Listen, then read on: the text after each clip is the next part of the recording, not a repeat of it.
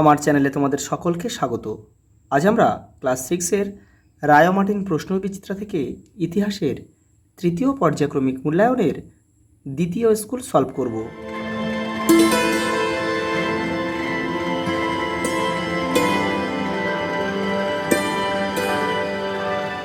দেখো, দ্বিতীয় স্কুল যারা আগের স্কুলগুলো দেখোনি তারা চ্যানেলের প্লেলিস্টে যাবে, ওখানে কিন্তু দেওয়া রয়েছে। দেখো, প্রথম প্রশ্ন, গৌতম বুদ্ধ জন্মেছিলেন কোন বংশে? শাক্য বংশে। অপশান সি আমাদের সঠিক উত্তর। আর বাদবাকি অপশান দুটো একটু দেখে নাও। লিচ্ছবি বংশে জন্মেছিল হচ্ছে মহাবীর, এটা তোমরা জেনে রাখবে, মহাবীর। আর হর্ষঙ্ক বংশে জন্মেছিল হচ্ছে বিম্বিসার। পরেরটা দেখো, জনপদ কথাটির অর্থ কী?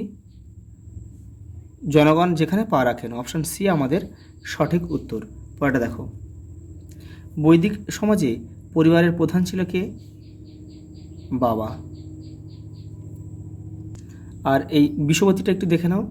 গোষ্ঠী বা বিষের প্রধান ছিলেন হচ্ছে বিষবতী। এই বিষবতীকে আবার রাজাও বলা হতো।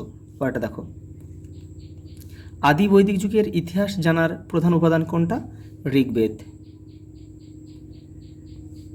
চালুক্যরাজ দ্বিতীয় পুলকেশীর সভাকবি কে ছিল? রবি কীর্তি। আর দেখো, হরিসেন কার সভাকবি ছিল? সমুদ্রগুপ্ত।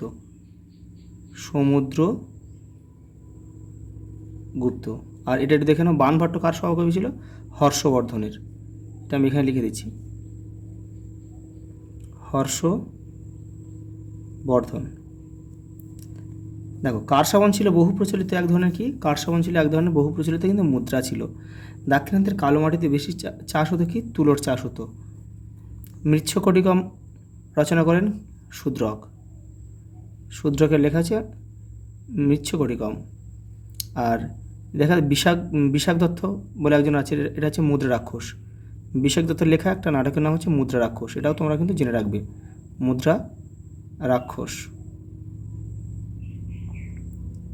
আর হর্ষবর্ধনের লেখা কিন্তু 3টে নাটক রয়েছে, রত্নাবলী, নাগানন্দ আর প্রিয়দর্শিকা। এটা তোমরা একটু লিখে নিও। দেখো, পরের প্রশ্ন, শূন্যস্থান পূরণ করো। জৈন ধর্মের প্রচারকদের কি বলা হতো? তীর্থাঙ্কর।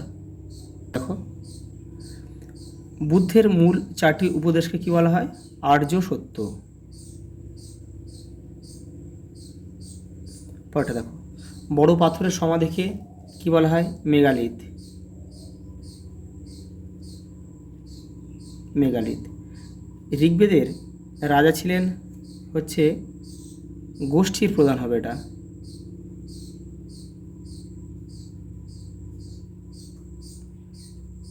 গোষ্ঠীর প্রধান বা বিষপতিও লেখা যায়।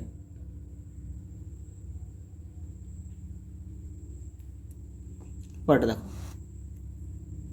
পরের প্রশ্ন দেখো, সরকারি উপাধি গ্রহণ করেছিলেন দ্বিতীয় চন্দ্রগুপ্ত।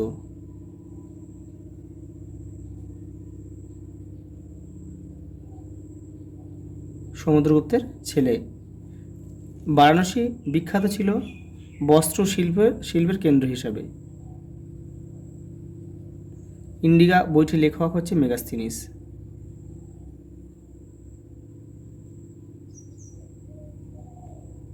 পরেরটা দেখো, সূর্য সিদ্ধান্ত গ্রন্থের রচয়িতা হচ্ছে বরাহমিহির।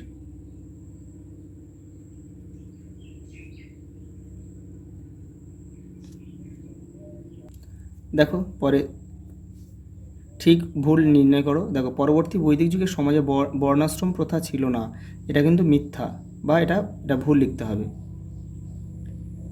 কারণ কি, দেখো এটা কেন ভুল, কারণ এই সময় কিন্তু কঠোর রূপ ধারণ করেছিল এই বর্ণাশ্রম প্রথা।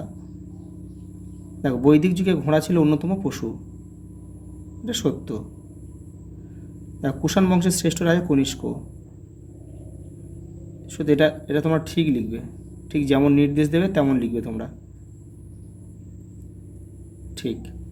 দেখো, পরেরটা দেখো, 4টা, প্রথম চন্দ্রগুপ্ত গুপ্তাব্দ গোনা চালু করেন, এটাও ঠিক। পরেরটা দেখো, 5টা, হর্ষবর্ধন ছিলেন শেষ মৌর্য সম্রাট, এটা কিন্তু ভুল। তাহলে কী হবে? এটা হচ্ছে পুষ্যভূতি।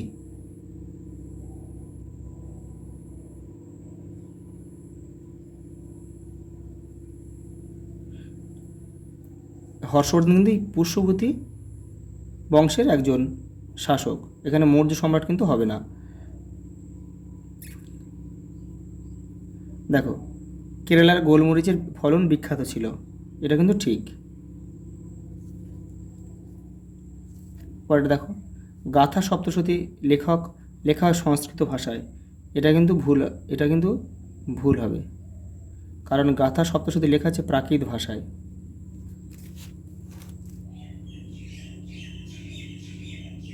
প্রাকৃত ভাষায় লেখা। তারপর দেখো, 10 কুমার চরিত্রের লেখক ছিলেন দণ্ডী, এটা কিন্তু সত্য। দেখো, একটা স্তম্ভ দিয়েছে, মেঘদূতম কার লেখা? কালিদাসের লেখা। দেখো, পঞ্চতন্ত্র বিষ্ণু শর্মা। আর মণি মেখলাই হচ্ছে তামিল মহাকাব্য। আর মুদ্রা রাক্ষস হচ্ছে বিশাখ দত্তের লেখা।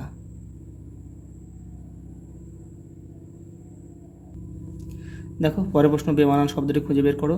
কাশী, মগধ, অবন্তী, অসমক। এখানে বাদ যাবে হচ্ছে অসমক, কারণ অসমক ছিল হচ্ছে দক্ষিণ ভারতের একমাত্র মহাজনপদ, আর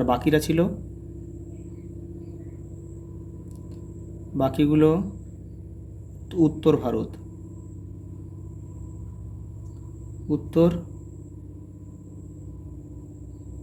ভারতের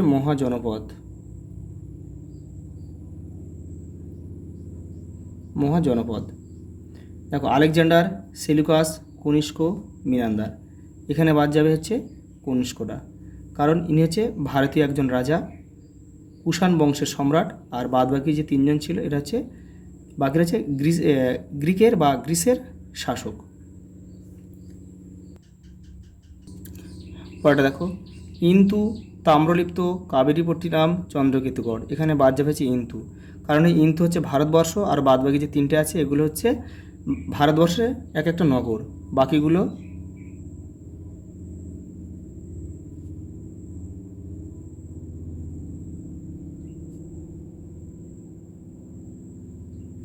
ভারতের নগর। পরেটা দেখো, প্রভাকর বর্ধন, বাণভট্ট, হর্ষবর্ধন, রাজ্যবর্ধন। এখানে বাদ যাবে হচ্ছে বাণভট্ট, কারণ এটা হচ্ছে হর্ষবর্ধনের সভাকবি ছিল বাণভট্ট।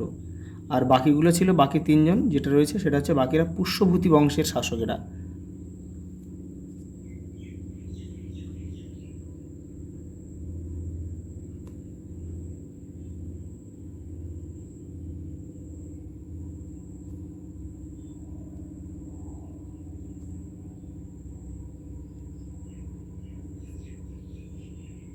দেখো, পরের প্রশ্ন, বিষুবতী কি?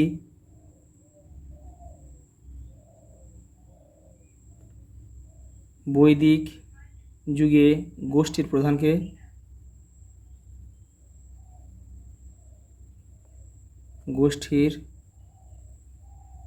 প্রধানকে বিষুবতী বলা হয়। নেক্সট কি?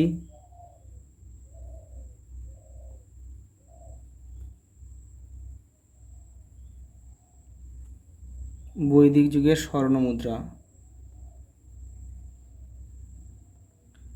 একালব্য কার শিষ্য ছিল? দ্রোণাচার্য।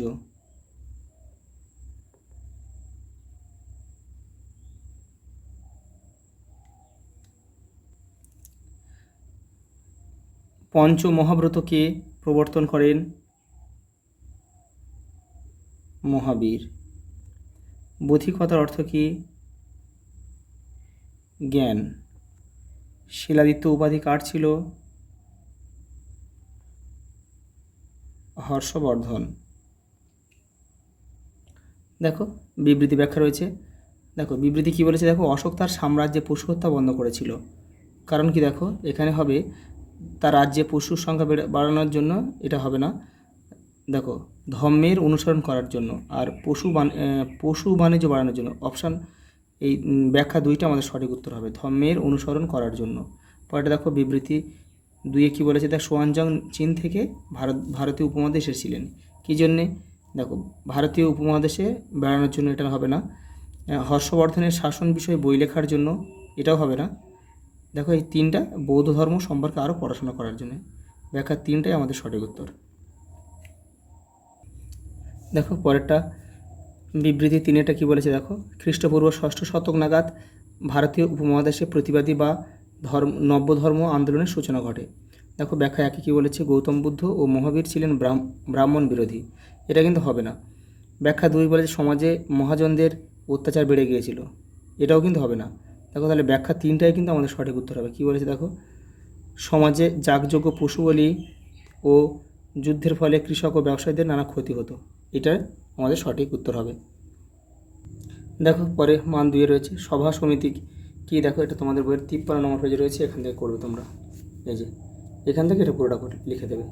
পরের প্রশ্ন দেখো, গোত্র বলতে কি বোঝো, দেখো তোমাদের বইয়ের 56 নম্বর পেজে রয়েছে তো গোত্র। এই যে এটা এখান থেকে এটা পুরোটা লিখবে। পরের প্রশ্ন দেখো, চতুর্জাম কি, চতুর্জাম রয়েছে তোমাদের বইয়ের 70 নম্বর পেজে। এই দেখো চতুর্জাম ব্রত, এখান থেকে এইটা লিখবে। গৌতম বুদ্ধ কেন মধ্যম বা মধ্যপন্থার কথা বলেছিলেন, দেখো এই যে এখান থেকে এটা লিখবে। পরের প্রশ্ন দেখো, দেখো বারুদের ব্যবহার কোথায় হতো, চীনে।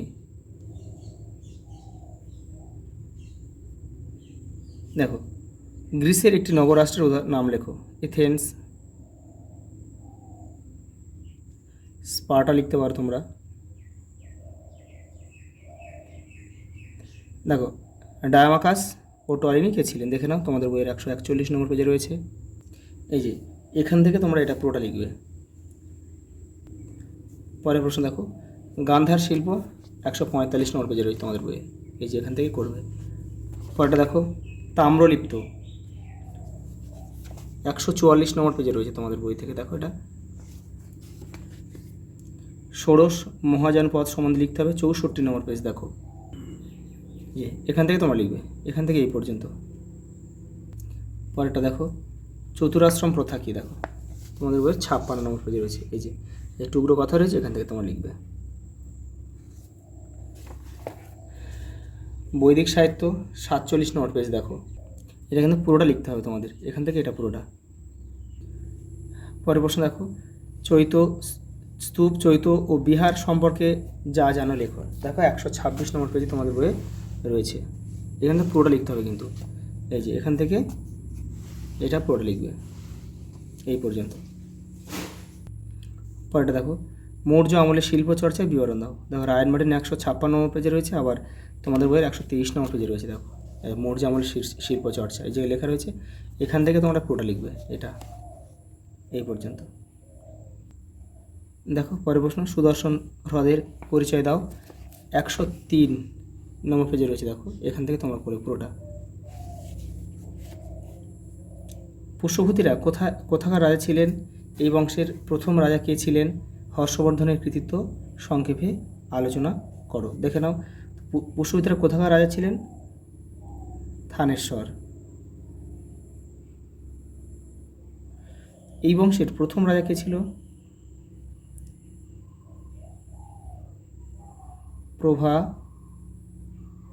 প্রভাকর বর্ধন। আর দেখো লাস্ট প্রশ্নটা, হর্ষবর্ধনের কৃতিত্ব রায়ন মার্টিন 111 নম্বর পেজে রয়েছে। এই দেখো এটা কিন্তু তোমাদের পুরোটা করতে হবে। আজ এই পর্যন্ত, দেখা হবে পরের ভিডিওতে।